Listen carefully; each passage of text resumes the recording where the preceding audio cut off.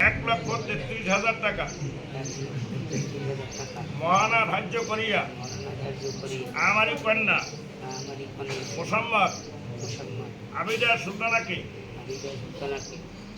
টোনা নিবাসী হাফেজ আব্দুল্লাহ সাহেবের সুযোগ্য সন্তান মোহাম্মদ শোয়েব মল্লিকের সাথে উপস্থিত সাক্ষীর মোকাবিলায় আল্লাহ রসুলের তরিকায় আঙ্গুল দিয়ে দেখালে এই ছেলের সাথে নেকায় সুবদ্ধ করিলাম লা ইলাহা ইল্লাল্লাহু মুহাম্মাদুর রাসূলুল্লাহ।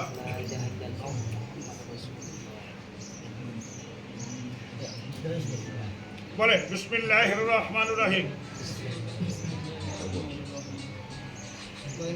1,33,000 টাকা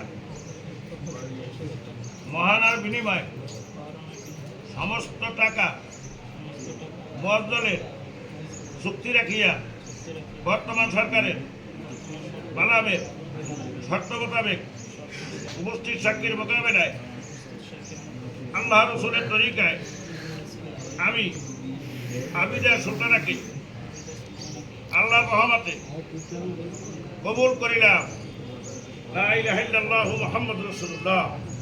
আবার কেন আমি আবিদা সুলতানাকে কবুল করিলাম উপস্থিত সাক্ষীর মোকাবিলায় আল্লাহ রসুলের তরিকায় আমি আবিদা সুলতানাকে কবুল করিলাম লা ইলাহা ইল্লাল্লাহু মুহাম্মাদুর রাসূলুল্লাহ।